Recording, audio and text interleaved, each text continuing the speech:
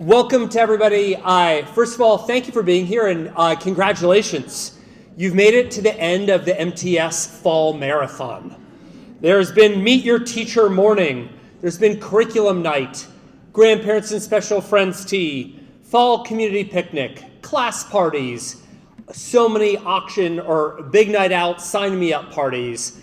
And if you've made it this far and you're still standing, I am incredibly impressed. Thank you so much for being here. It gets quieter after this, I promise you. The State of the School is an opportunity each year that I use to report out to the school community. And it's an opportunity to share successes of where we've been and also the focus on where we're going this year. I want to thank in particular tonight all the members of our professional community who are here. If you're a ProCom member, if you can just stand and give a brief wave, ProCom who are here.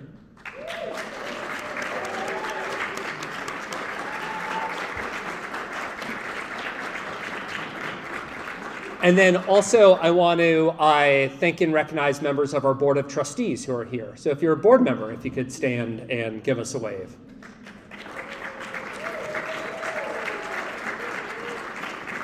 Yeah, make it nice and loud and robust because those are my bosses. So I want to keep them happy.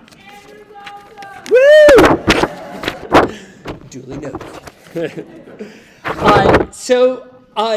We have three portions of the presentation tonight. The first two of which I am going to be doing, and then I'm going to be handing over the podium to a partner of Mount Tam this year, and I'll be speaking more about that.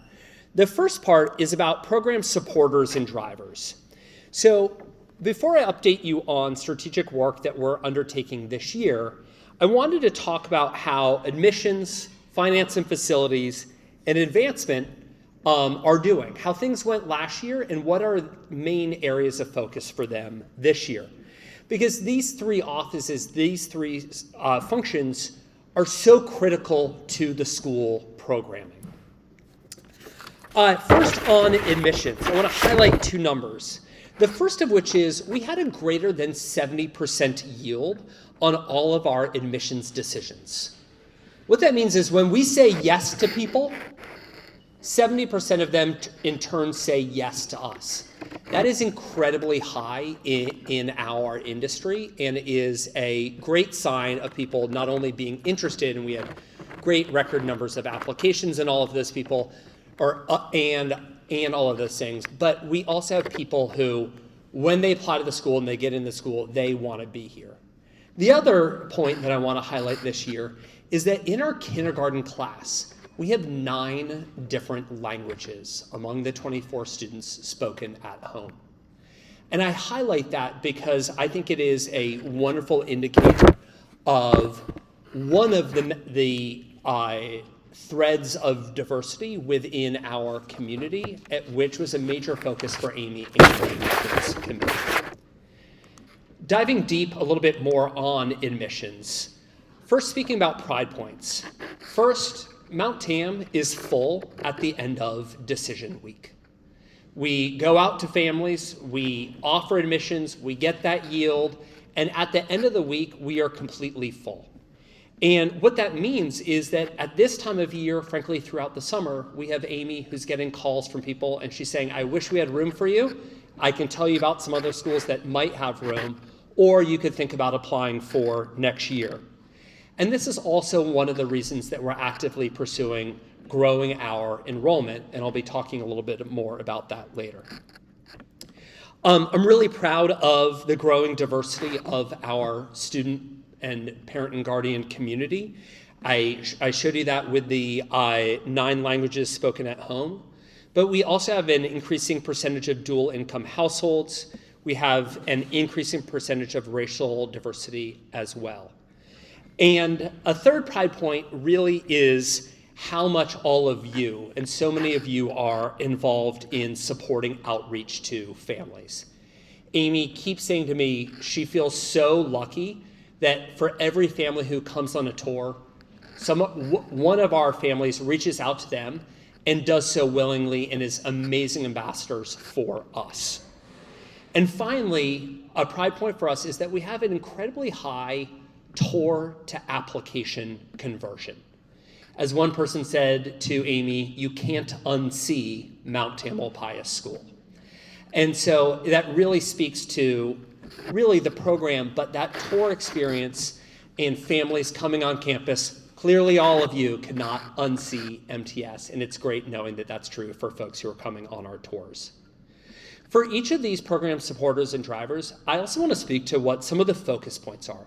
What are those things that we need to continue to be mindful of and work on? One that we are really coming into now is managing the growing number of no's. That as we have an increasing number of applications, a limited number of seats, we're having to say no or maybe, which is waitlist, to a larger and larger number of families. And it's hard to do it well because families really fall in love with Mount Tam in the process, and we oftentimes really fall in love with them as well, and we just simply don't have the seats. And so we are working on, and I know Amy does a great job of saying no to families in ways that make them feel validated and heard, and still saying really good things about Mount Tamalpais School.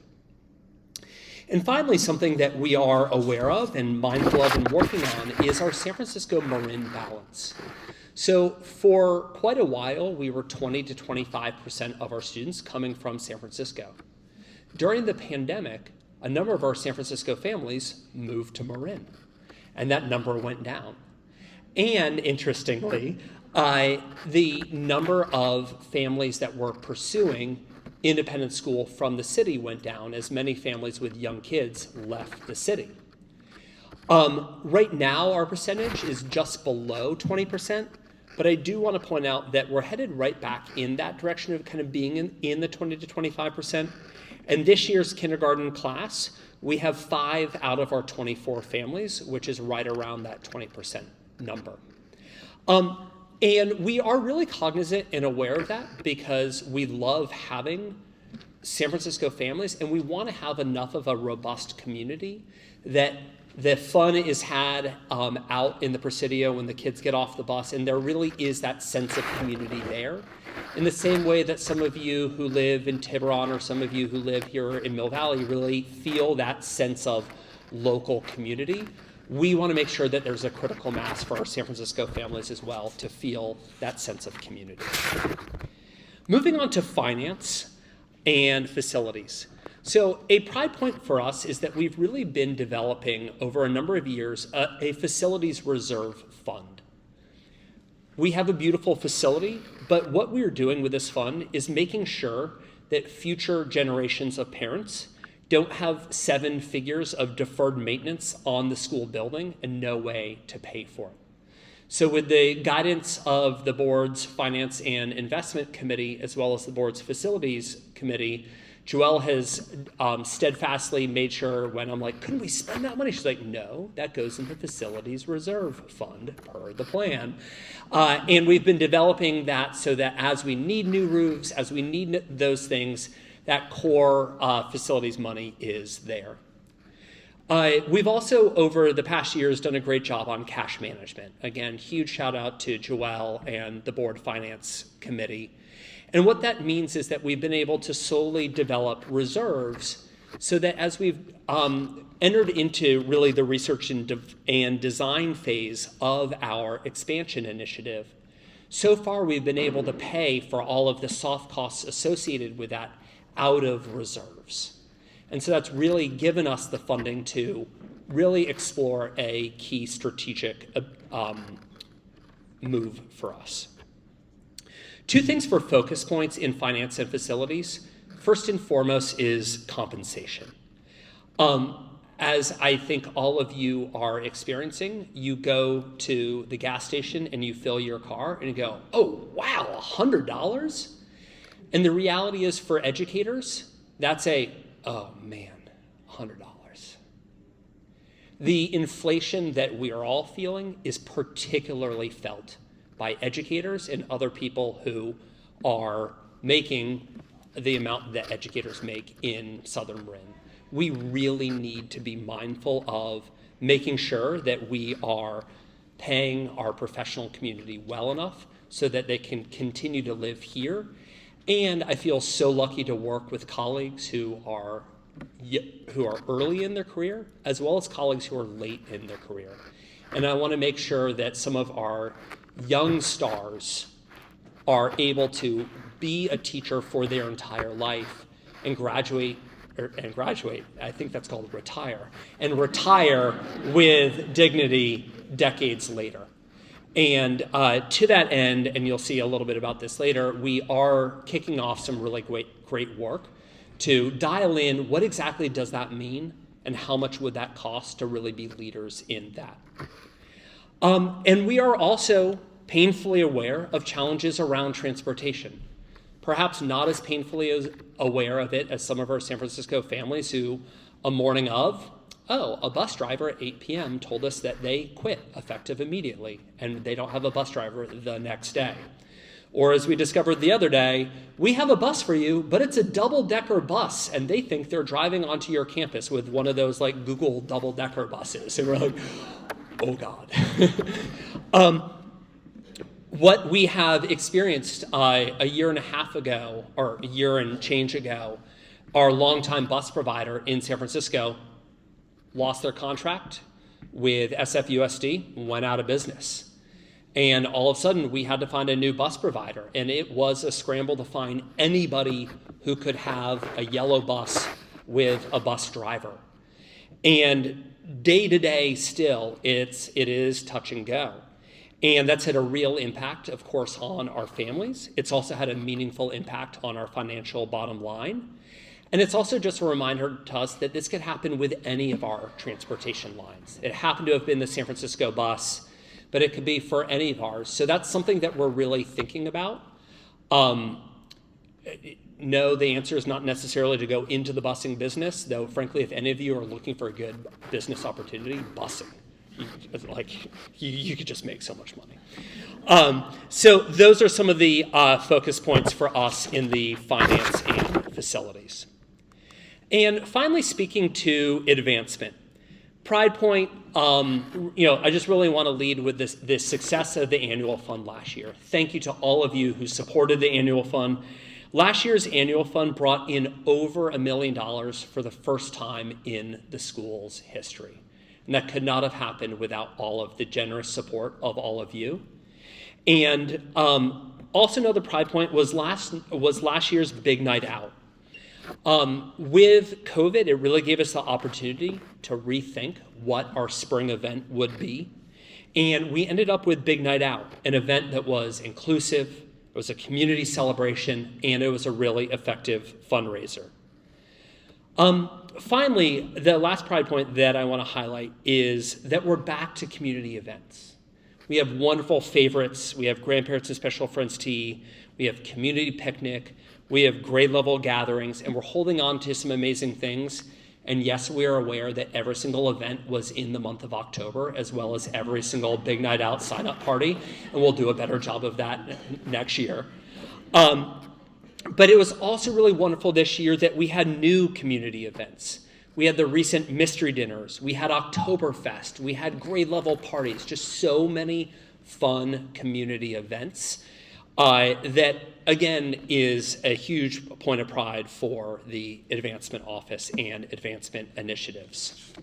So what are our focus points? First and foremost, the annual fund is annual. It's really exciting to have raised $1 million one year. We have to do that every year. And, as a number of you have heard me say, we run a really odd business model where we charge less than it costs us to operate on a per student basis. And then we go out and fundraise the difference. We'll continue to do that every year, even in years when we have larger capital campaign projects going on. And thank you to the number of families who have already contributed to the annual fund this year. It's really awesome.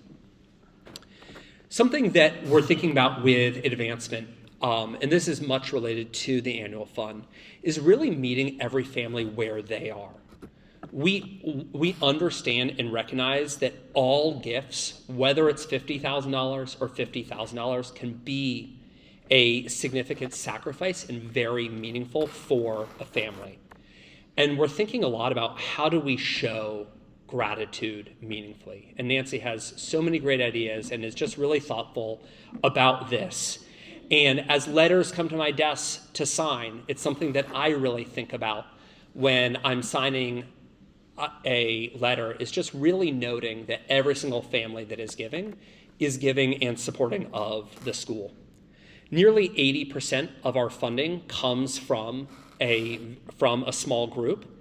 And at the same time, we want 100% of families to feel great about the school. And I really appreciate Nancy Geho keep reminding me about this and bringing the advancement team back to this work. And then finally, the last focus point is that as Nancy and I and the advancement committee really begin to think about how will we fund a expansion project, we are taking on another major project. And sometimes we look at each other at 5 p.m. and go, are we really doing this? So we are really thinking about how do we keep all of those balls up in the air, and how do we be really transparent with all of you and with all of our supporters about the range of needs so that you can be thoughtful about how you want to make an impact on the school, both on an annual basis and kind of on a one-time impact legacy sort of way. So that's the report on the program drivers and supporters. Now I want to turn to a section really talking about what is the strategic focus for this year. I'm going to give a brief overview of the Into Action strategic plan, remind you of what those 4 habits are, and then highlight work that we're doing on each of the 4 priorities, just one piece of work that we're doing on each of the 4 priorities. So as a reminder, we developed the MTS Into Action strategic plan from April of 2020 until March of 2021, when the Board of Trustees approved it, and we rolled it out to all of you in this room of May of 2022. In May of 22, and we rolled it out to all of you last spring. And that plan is centered around 4 habits. The habit of committed exploration, the habit of critical reasoning, the habit of conscientious citizenship, and the habit of collective wellness and belonging. So these 4 habits of excellence, and while I'm going to dive deep on one, I just thought back about the past few weeks and wanted to share kind of how I see these 4 already showing up in small ways rather than big initiatives, so to speak. So first, on the habit of committed exploration, this is really that we want our kids, our students, to go out and try new things. And Megan and the lower school teachers said, why don't we use Fridays and Friday mornings to kind of have a exploration time, a time for students at different grade levels to get together and try something new for a month. So here we have some students who are in the Rubik's Cube club, and they'll be back there tomorrow morning learning the right-hand algorithm, right up, right prime, or U prime. Oh man, I didn't learn it. My son knows it very well. The second habit that we saw that I saw really recently was the habit of critical reasoning. And in critical reasoning, we talk about enriching learning for all while making sure all are being seen, heard, and valued. So here we have Christina, who is presenting her Where I Am From poem in 5th grade, where 5th graders shared out to their families on campus these beautiful poems, sharing lots of different parts of their identity. And this is a wonderful way in which these 5th graders in that assignment are really getting to bring who they are and seeing those audiences. Every single student was seen for who they are, heard and valued for who they are. On conscientious citizenship, every single day at lunch, our students are doing a really great job of actually sorting the trash that they bring to school into food waste, garbage, and recycling. And that may seem like a no-brainer, but if you live in Noe Valley, you know that but if you live in Mill Valley, you know that we have like 7 streams of recycling and it's always changing. The kids really are bringing intentionality to this. And what's great is way less waste is ending up in landfills. And this is really tied to making sure that our students are responsible environmental stewards. And finally, on collective wellness and belonging, and I spoke to this briefly earlier, we have a task force that is diving into looking at professional community compensation and benefits, and just this week got back to our 2 proposals from third-party consultants. And your support at Big Night Out is going to help pay for working with a firm so that we really understand what are the needs of our professional community and what are some really creative solutions that we can come up with so that they feel really well supported throughout the whole arc of their career. As I said, these are just a few highlights as I thought back over the past 2 weeks of things happening at school. But now I want to speak a little bit more in depth on each of the habits of excellence. So with the habit of committed exploration, one of our priorities is to teach in reimagined and expanded spaces that better support our program and habits of excellence. So as you know, we have 4 portables that used to be 4 wedding tents out on the field. That has really enabled us to rethink the program to have our grade levels always be in 2 groups. And it's schools are like gases. We're really good at expanding and we're very bad at contracting. And what we've been able to do is think about what is actually the right space for Mount Tamalpais School moving forward. And there are 2 elements, and all of this, I'm sharing with you tonight that if you had actually stopped at those yellow signs that are outside of our campus because of the County of Marin and our proposal and clicked on the QR code and actually then clicked on the PDF, you would have seen these drawings. These are the drawings that we are presenting to the county that represent the physical work that we're hoping to do on campus. And tonight I want to speak about how the spaces that we are hoping to be able to do will support the program. First, there's an increased number of classrooms. In rejiggering, rethinking, remodeling the front building, we're able to add 2 additional classrooms. And then out on the field, tucked more along the edge of the field, up against the redwood trees, rather than where the portables are right now, more in the middle of the field, we would have 5 additional classrooms. So with those 7 rooms, what does that do?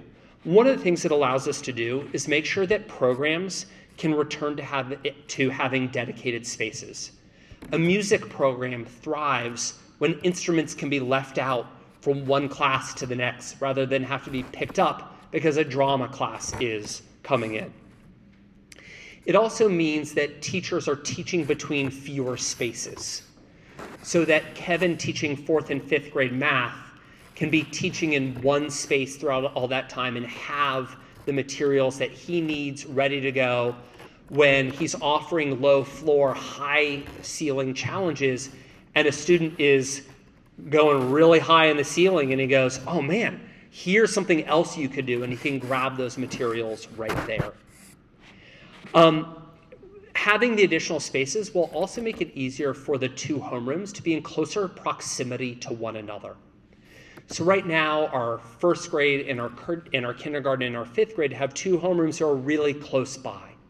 And that would be really nice for all of our grade levels to be able to have that so that it's easier for the teachers to pull the kids together and for those natural kind of social collisions, hopefully not physical collisions, to happen right outside the 2 classrooms. As you see in the top drawing, there's a new entry to school. And what that's going to do is really give us a clear entry point. And early on when I arrived at school, we had a wonderful local person come and lead a DEI workshop for us. And he said, you need to think about how this campus is welcome and inclusive or not. And as a Black man walking on your campus, I don't know where the front office is. And I don't like that. I want to know where the front office is so that I can get my name badge and no one's going to give me looks wondering why I'm there. And it was for the first time that I layered that as a white man onto that experience. And putting this front and center at school is going to make sure that every single person who comes on campus says, I know where to go. What a welcoming way to enter school. It's also going to be great for physical safety. There will be one place where all visitors enter school, where all visitors will get a name badge, versus right now, once you're in the gates of school, you can go into all sorts of various places. So that is one of the pieces there. In doing this, the bathrooms that were built in 1952 and have not been touched since will actually become ADA-sized bathrooms, and will also have more gender-neutral restrooms. And it really will make our campus more accessible and inclusive for all members of our community. And finally, though your kids hopefully won't spend much time in the principal's offices, things like that, it will mean that we will have some more needed office space. And it will better align where professional community members who have offices are to where students are, so that our lower school learning specialist is situated closest to where the lower school students are. Our middle school learning specialist is out closer to where most middle school students have their classes.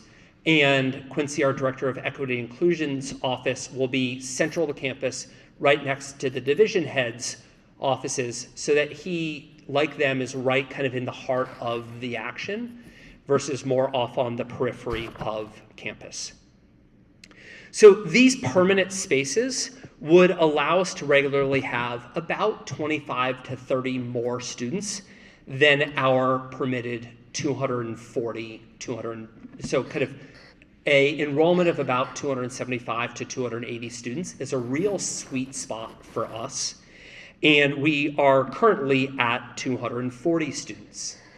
That additional increase in students will allow us to fill a few more staff roles, but really that will allow us to have additional funds to make a meaningful impact on professional community salaries and benefits, to make a meaningful impact on need-based financial aid for socioeconomic diversity, and also be able to free up funds so that we make sure that every single student who is at school is able to experience the full Mount Tam experience. So when there are things like after the bell classes and robo-coding, I love the name of that class, that students who are on a need-based financial aid package can have access to some of those pieces. So by doing this building project and increasing enrollment, we will actually be able to increase net revenue to the school and fund some of those other key strategic priorities. So while the drawings are really exciting, this is still theory right now because we are in the process with the County of Marin. And if any of you have tried to build anything in the County of Marin, let alone the state of California, you know that there is no such thing as a straight line path to success. That said, we are resubmitting, or we are submitting all of the revisions and notes that they asked for on Monday of this coming week, and hope to be moving from there to Planning Commission, et cetera. And we'll be in touch with all of you, keeping you up to date, but also all of you who can be supporters. We'll be reaching out with really specific instructions about how to do that through letter writing, and then eventually at Planning Commission, showing up and saying that you think great things about the school without needing to name that you are a Mount Tam parent. The second habit that I want to speak to is the habit of critical reasoning. And the first priority under the habit of critical reasoning is ensuring MTS students graduate with the critical thinking, writing, and mathematical skills needed to thrive in their future. We have great anecdotal evidence, and frankly, we're confident in our program, but we want to have the data to support the strength of our program. One of my favorite pieces of anecdotal evidence, a grandparent just emailed me 2 days ago saying, Andrew, I'm thrilled to tell you that my granddaughter is a freshman in high school and she has straight A's on her first report card. I love that I got that from a grandparent, and it's a wonderful piece of anecdotal data. But what I'm pulling together is a internal academic dashboard that will be regularly updated so that we are continuing to keep an eye on making sure that the program's not just engaging, because we can go into classrooms and see whether that's happening or not, but whether it's leading to this strategic priority. So one of the ways that we are doing that is through a high school survey, surveying our students during the early part of their sophomore year. One, learning about their math placement as well as their language placement, and when possible, their grades, so that we can understand what does a B+ at Mount Tam mean at Bay or MA or Tam High, and really hearing from our students so that we can get good data to also begin to norm and understand for ourselves what is the correlation between those programs. And while getting data from our high school students is going to be really important, it's definitely a lagging indicator. And to that end, we are bringing back this year and returning to the ERB test. And frankly, the test name is the CTP5, but it is known affectionately, so to speak, in the independent school world as the ERB. So at Mount Tam, we gave the ERBs for a number of years. They were interrupted during COVID. And last year, we piloted using a different test called the MAP test. And with the MAP test, which I'm roughly representing here in the top drawing, because it's nationally normed, rather than normed across independent schools. So it's normed across every single kid at public, parochial, private schools who take the MAP test.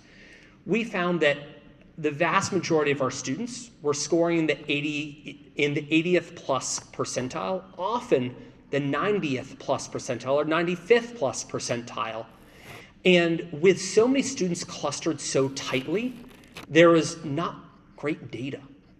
And it was really hard to see, well, where are we? And also, how do we compare? That's great compared to every other school in the country, but how do we compare to independent schools? And that's one of the main reasons this year that we are returning back to the ERB. The ERB is given once a year. It'll be in, I think it's the last day of January and the first week of February. And they offer a independent school norm. And it's based on stay-nines, and if you like stats, you'll like this. If you don't like stats, you can be looking over at the food, wishing that you had taken more. And your students, and there is a parent report. And the other thing that we saw with MAPS is that there's no great parent reporting. There's no clean, easily understandable, meaningful parent reporting. And with the ERB, it's broken into 9 stay-nines.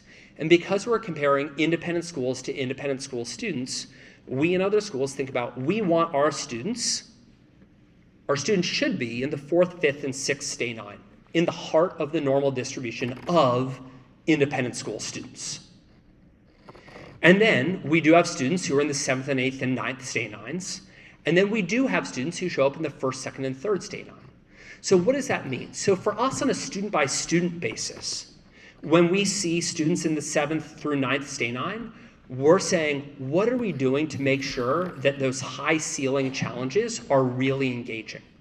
7th and 8th and 9th stay-nine, the right-hand side of that curve, that's not move on to the next grade level. That's go deeper with it. See what extensions there are. See what applications there are. And then with students in the 1st, 2nd, and 3rd stay-nine, a question that we're regularly asking is, 1, is there other data that we have that suggests that this is a discrepancy? That was not a good testing day, or testing doesn't work for this kid? And then if not, it's a question of what are we doing to help that student move up into the on-grade level and above independent school grade level. Importantly, though, for us as a school, we are able to, and I work with Jennifer Adams, roll this up school-wide to be able to look and make sure that we are at, and frankly, above the independent school norm, that we want to see where our students are school-wide. And then another great tool that we have is that we are able to then, and we won't be able to do this year, but in future years, track same cohort. So for all the fourth graders who are here this year and take the ERB, next year as fifth graders, even when there are new students in the class, we can say, just show us how last year's fourth graders did compared to this year in fifth grade. It'll give us really good data on whether our program is sliding with the independent school norm, sliding above and past the independent school norm, or falling behind the independent school norm, and giving us really good chances to dig into why, correct, and change moving forward. So I just wanted to highlight this because your kid in February will be taking a standardized ability. It's so boring. We have to do ERB testing. And this is why, is it really gives us another hard data point student by student, but also critical school-wide understanding of where we are. And then the third habit that I'm going to speak to, and soon I will hand it off to speak about the fourth habit, is conscientious citizenship. And here we speak about regularly providing students with opportunities to actively engage in culturally conscious learning to build empathy and develop responsibility to others in their communities. This photo is actually from Treats for the Streets, a student-led initiative that many of you brought treats and snacks that the two nurses brought out as they do street medicine throughout San Francisco and engaging the unhoused population. But I want to flag three things that are going on this year. One is the Connect program that you heard Quincy talk about at curriculum night, and he made you do a pledge, right? So we've had 2 Connects so far, and as a co-leader of 5th grade Connect, getting to work with Talia and Trisha and Mike Taverna and Trevor, I was just really blown away getting to spend 45 minutes with 5th graders 2 weeks ago as they thought about what role religion plays in their identity. As a religious studies major, I loved seeing 10-year-olds and 11-year-olds say things like, well, it's just really interesting that some of us celebrate holidays and like go to church or go to temple, but like we don't identify as being that religion. And just really grappling with what does it mean to be religious, doing a religion versus being a religion, just getting kids to really talk openly about that part of their identity. 2 weeks from now, Connect is going to be a activity, which is going to be, it's 2 days after the Ruby Bridges Day. So on November 14th is the day that Ruby Bridges first walked to school to integrate an all-white school. On that Wednesday with Connect, all of our students at every grade level will do some silent walk, whether it's around within campus, around the perimeter of campus, or a longer walk. They'll walk in silence for a while, and then they'll talk about what does it mean to walk to school? What is the difference between the walk that they are doing and the walk that Ruby did? And just really bringing the history and that moment alive and thinking about their identity and in relationship to that of Ruby Bridges and other pioneers who went before them. And finally, because it doesn't have a better working title yet, I call it Marianne's Trip. So Marianne Kabir, who teaches 7th and 8th grade social studies, is piloting a trip this spring as a culmination to the 8th grade American history course, where throughout that course, they look at labor and they look at immigration. And so rather than going abroad, Marianne said, we're going to do a service learning trip to the Central Valley. We're going to go to the Central Valley and we are going to go see where does our food come from and who are the people who get that food to us. So they will be working in, so some of the things that she's trying to squeeze into the time there is working in a after-school program that works with children who are in local schools when their parents are here locally working. Another is serving food at a food shelter that serves food to migrant workers. And then also going and meeting with farms, and so pulling together a whole lot of pieces. This is a pilot trip, and I really think is a phenomenal example of the conscientious citizenship, and as we were talking about at a recent admin team retreat, also, of course, the committed exploration, getting off the hill, getting to see how does our learning connect. So these are just 3 highlights of ways that conscientious citizenship is coming together this year. And the final habit is the habit of collective wellness and belonging. In that, we say that we will infuse social emotional learning, wellness, and physical activity into the daily experience of students in ways that support a sound body and sound mind. Infusing social emotional learning into our curriculum is a huge focus for us this year. And to that end, we have a partnership with the Institute for Social Emotional Learning. So joining me tonight and sharing with you a little bit about IFSEL is Elizabeth McLeod, who is co-founder and director of IFSEL. I'm going to hand it over to Elizabeth.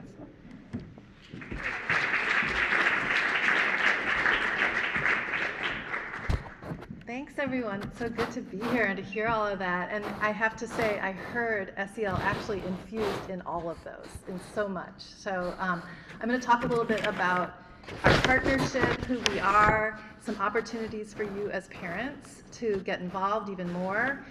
So again, my name is Elizabeth McLeod, and I'm going to refer to the IFSEL, the acronym for Institute for Social Emotional Learning. This is our mission. I'm just going to show it to you. I'm not going to read it. It's really about working with schools to help create even more caring and inclusive communities. So all of those ideas that we've been looking at tonight, that's why I said I feel like SEL kind of runs throughout those. And just to give you an idea, we work with schools all over the world, and I'd love to share this list mostly because I think the value of having partnership in these kinds of things are that we bring some perspective, that we work with a lot of different kinds of schools all over the place. It's just some of them, and we get to see and learn at every school that we go to. And when we talk about social emotional learning, we're really talking about what we call a whole community approach that's rooted in equity. So when we say whole community approach, that really means working with the teachers and professional development, the students with the curriculum and the skills and the mindsets that they're learning. The parents and caregivers are so much an important part of this. And then also the systems in the schools. So thinking about how we bring social emotional learning lens to everything that we're doing. And that can be things like recess, the trips, admissions, a lot of things that we're hearing about tonight. So this is just some of the way that we're working with Mount Tam. We're about halfway through. I was just with the lower school teachers the other day on that professional learning day, and my colleague was working with the middle school advisors. We've been here a few times, and I'm sure that some of what I'm going to tell you, you're going to say, oh yeah, I've heard a little bit about that, because your students have been so engaged in so many of these activities well before IFSEL came. It's very much part of the foundation of the school, and I see it whenever I visit. So just to make sure that we're kind of on the same page about what we're even talking about when we say social emotional learning, I wonder if one of you would be willing to read this definition aloud for us. Someone with a nice loud voice, or you could come to the mic. Yay, thank you. A lifelong dynamic process through which people acquire and apply the knowledge, skills, and mindsets to understand and manage emotions, develop healthy identities, feel and show empathy for others, establish and maintain positive relationships, achieve personal and collective goals, and make responsible and caring decisions. All learning is social and emotional. You can't really argue with that, right? That's a lot in that definition. And just to unpack it a little bit, this idea that social and emotional learning is a lifelong dynamic process. And when I talk with younger students, I like to think about that as we're learning about ourselves, we're learning about each other There's these skills that are involved. We've heard a bit tonight about the importance of understanding all the multiple aspects of our identities. And then there's also the emotional life that we have. And in being in community and understanding and learning about each other, all of this sort of to develop the empathy and also to make those ethical decisions. Another way that we like to think about this, and I'm noticing something funny in the slide, like any academic area, there are these competency areas, and this is really the framework that we come back to again and again. How we're working with people of all ages, really including ourselves as adults, to develop the skills of self-awareness. So again, both about our identities and also about our emotions, about what we're feeling, about different perspectives and experiences, and then bringing that into this idea of self-regulation. And I know as parents, we have so many opportunities all the time to be kind of working on self-regulation and helping our children and how those things go together. And then, so the first two that are in blue have to do with what we call intrapersonal intelligence, so learning about myself. And then the next two areas, the social awareness, social and cultural awareness, and then the relationship skills comes into that interpersonal skill building. So all of this is kind of in service of this idea of how we use that awareness about ourselves and others and those relationship skills in our decisions, both like moment-to-moment decisions and larger decisions. So this is a framework that the skills and the mindsets really are about developing. So just to kind of end what we're even talking about with SEL, it's sometimes helpful when you're defining something to also think about what it is not. So just because we're exploring emotions and making a space for kids to come and bring their true, full, authentic selves and express and learn how to regulate their emotions and also be together, it doesn't mean it's therapy. It's actually a structured place for exploration. And it's also something different than, like sometimes people think that it has to do with like classroom management or discipline, but it's actually more about discovery, again, fitting in with what we were hearing earlier from Andrew. There used to be this term soft skills, I mean, you probably still hear it, but there are decades of research in neuroscience that really show how important these skills are for life success in all different areas. And I'll share a little bit more from that research about how, when it said all learning is social and emotional, the cognitive, social, and emotional are all intertwined. And we love this metaphor of it's not a detour from academics. So if we're spending time on learning about self and others and these different aspects of community, it's actually really the foundation and the on-ramp to learning.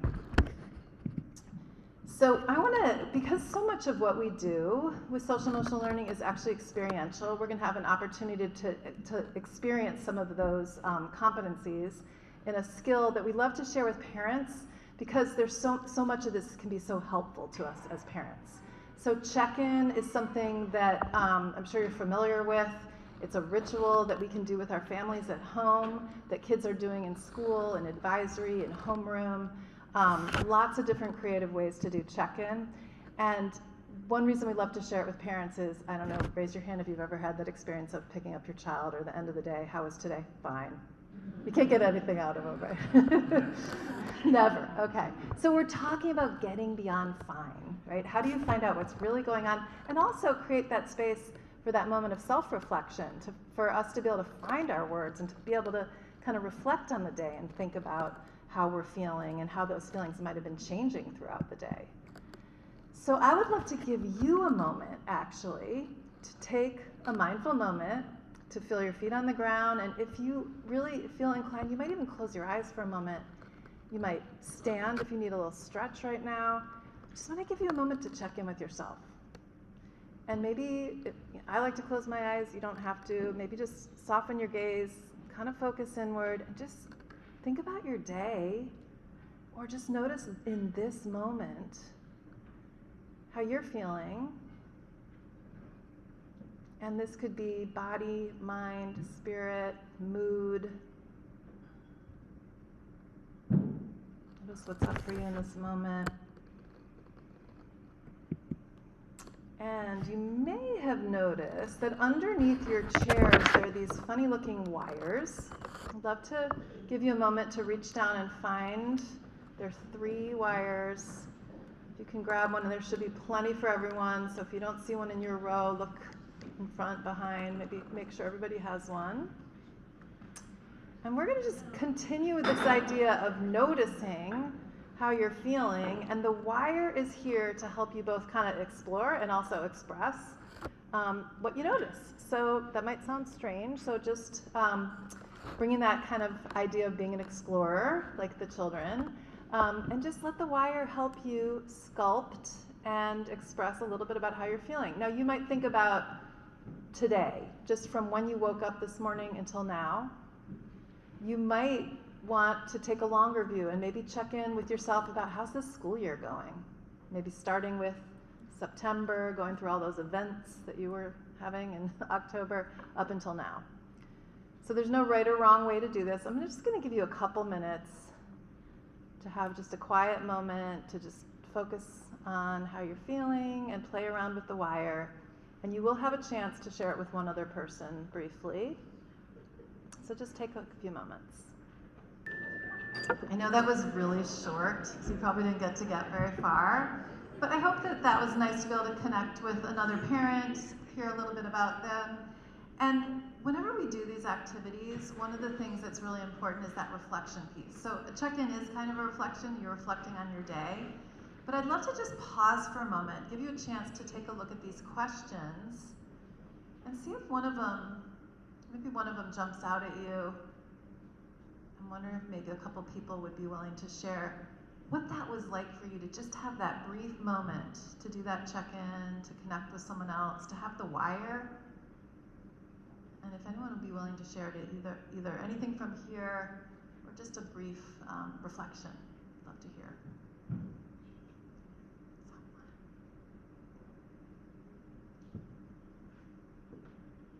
Actually, why don't I do this? Why don't you reflect with your partner first? What was that like? How did you feel at the beginning, middle, and end of doing that? It was very brief. We would usually spend a little bit longer, but yeah, just reflect on that experience for a moment with your partner, and then maybe 1 or 2 people will share with the whole group.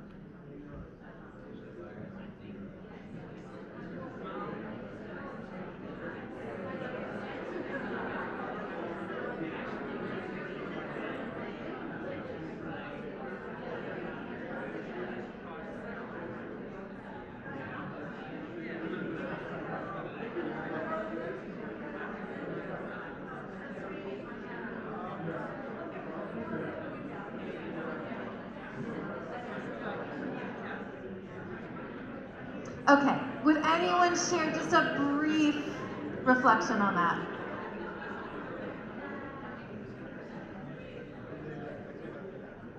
Anything about the wire? Anything about talking with another parent?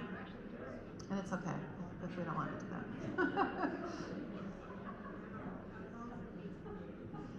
Okay, well, I will show you that we have an example up here of a student doing this. This is something that we love to share, check-in with you, both to give you a chance to do it, because how often do you get to pause and notice and check in with someone else? Hopefully you have those kinds of friendships, relationships, partners in your life. But sometimes in the middle of a work day, which for our kids is a school day, it's nice to be able to take that pause and to notice, because we're bringing that into everything that we're doing. So that is just one example of a check-in. And we've had parents take these wires home, tell your kids, we did this thing, we had this wire. You could try it with your kids. And that is doorbell wires, what works really well. Okay, this isn't working. Go to the next slide. So we have a couple other ideas that you could try at home. Did any of you have some kind of check-in practice that you do that you found that's worked? Like maybe you've heard of the rosebud and thorn. Do you have one? You have the wins today. Yeah, there you go. Wins today. Yeah. Tell me 3 things about your day. Uh-huh. Yeah, these prompts that help get past fine. Yeah. I have to go up fast. What made you laugh today? Oh, I love that. Yeah. What made you laugh? Yeah. I started by asking about the got up and did. Ah, that's a good one. That gets them going, right? That's good. Okay, cool. So you've got these ideas. Well, here's a few more to share with you. And we will share these slides. There's actually a parent and caregiver packet that I'm going to tell you about that has many more resources than this. So lots of ideas. I would just encourage you to try it. Maybe find a time, whether it's right in the car when you pick them up, at the dinner table, before bed, whatever works. But having this ritual like they have in school, kids love it, and it also helps them, when you think back to those competencies, to start to develop some of those skills, some of that vocabulary, to understand how they're feeling in the moment, and that feelings change, and that feelings really impact them in every way, in their relationships, in their schoolwork, etc. So some of my favorites up here, all these ones that kind of give you an opportunity to do a high and a low. So a rant and a rave, or a rose and a bud, a rose and a thorn, and the bud is like some little hopeful something that happened, or a seed of an idea, something that you're really excited about, similar to a sunny and a stormy and a rainbow. So those are hopefully practical ideas for you. I've already sort of spoken to why check-in is good. I just thought I'd share with you a couple check-ins from students. This is from a second grade class where they had a big basket of rocks, and this student wrote, they all chose a rock that fit with how they were feeling. This rock reminds me of my feelings of when I'm upset and happy. I'm happy about my school day and upset about my piano lesson. This rock has two colors. My feelings also have two feelings. On the rock, I see different shades of purple. Inside myself, I find different feelings. So that's pretty deep. And sometimes when we find these kind of ways in that go beyond like, how you doing? It can really evoke more self-reflection. This was a 7th grader that we worked with in Miami, Florida, and they'd never done check-in before, and we were running a check-in with fabric pieces, and this boy took one and said, I chose it because it's mixed. The red is that I don't want to be here. The black is that I am tired. The orange, yellow, and blue is the joy that will get me through the day. It's a lot. And just in a little simple thing like that, especially when we reflect on it, that realization that feelings change, that we can have multiple feelings at once, all of that is can be really profound and helpful in building resilience. So why is it so important? I just want to touch on a teeny bit of the research. I mentioned there's decades of research. There's also multiple areas that are doing the research. It used to be we would be referring to educational psychology, but everyone is pretty interested in those competencies and how they impact well-being and academics. This is one that's often referred to. I think it's really amazing still. It's been out now for a number of years, but it was a big meta-analysis that was done of universal SEL programs in schools all over the country, and they found in relation to academics that schools that had SEL, there was an 11 percentile point in achievement, and multiple other indicators that paying attention to these things really does make a difference, and it really makes sense if you think about the optimal conditions for learning. I just personally have gone through the college process with my 2 children in the last few years, and I actually kind of love the essays. If you look on those essays, they're all about social-emotional learning. It's all about, tell about a time that you failed at something and what you learned, or how you work with other people, or collaboration, lessons that you learned.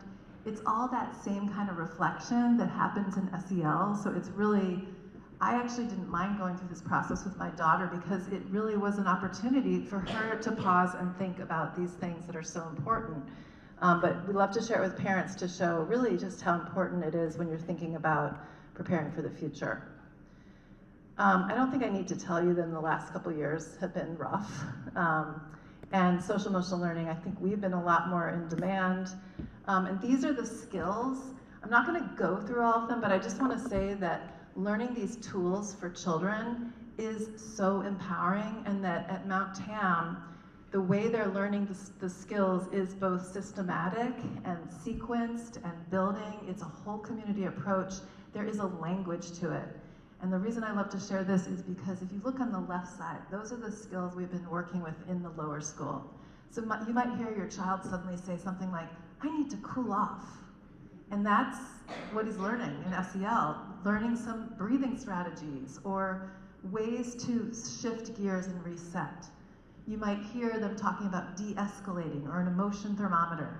And all of these are the shared language that is being built. And what the arrows represent is how these, as we said before, they're lifelong skills. Like, just because I'm however old I am doesn't mean that I've like graduated from SEL and I always know how to self-regulate or cool off or solve a conflict perfectly. We're continuing to need to practice these throughout our lives in different contexts, and that's what the arrows represent. And this is kind of where we're going with all of it, right? Ideally, when we're really practicing the I statement that kids learn, you probably heard your children talk about it in kindergarten, first grade, second grade, the more they learn how to speak from I, it really is building the skills of self-advocacy and assertiveness. So this is another framework and language. And I'm going to end by sharing with you an opportunity to this is just a brief overview, but if it's piqued your interest, we have some really wonderful workshops to offer you all in the community. There's 2 of them are in Zoom, and the last one will be in person in May, and they are really built on those same skills, how you can support your children at home, and part of it is how we can be developing our own skills in the process. So the first one is focused a lot on kind of like self-regulation and how to bring back equanimity into our households when emotions are running high. And then the second one, the first one is kind of the foundation for the second one, which is a lot about conflict resolution. And it's really parallel to a workshop that I was doing with the lower school teachers the other day, where learning really those skills, and you don't have to have more than one child for it. It's really, I think, beneficial for us as humans. And then the last one is about coaching for compassionate decision-making and problem-solving. And to be honest, the whole series is really about that, how we can be emotion coaches for our children, because that really is part of our job. And you're doing it already, but hopefully by coming to these, you'll learn some more schools, and you'll also get a chance to connect with each other, because we really need to support each other in the community. So this is an offering along with that resource guide that I mentioned, and we do actually have a QR code, and also I think an email will go out sharing that link. There's a handout about the workshops. This isn't actually a big, thick packet that you definitely want to get your hands on, but we'll make sure it gets emailed, or I can leave the QR code up here at the end, and that was kind of just an opportunity for you to hear a little bit more about what's going to be offered. And I'll turn it back to Andrew. Thank you. Thank you, Elizabeth. I couldn't get that to work. It's been so wonderful to work with IFSEL throughout the year. I've seen amazing check-ins happening throughout. Tony, a beloved 7th and 8th grade science teacher, had pictures of her dog. I was inspired, and we did a professional community check-in, and I had 6 different photos of Strudel, our dog. Like one passed out asleep on the bed, one covered in snow, one on a beach totally sandy. And professional and community members had to stand next to a cone that had a picture of Strudel that they felt like. So lots of fun ways for you to think about doing check-ins. It is these 4 habits of excellence, the habit of committed exploration, critical reasoning, conscientious citizenship, collective wellness, and belonging, that after opening car doors and before calling out calling out names to reload cars, this is what I think about in between, and thrilled to have this opportunity tonight to share the work that we're doing. And I'll be lingering and be able to answer any questions that all of you have here in the back. And I encourage you to enjoy some food, drink, and good company. And thank you for coming.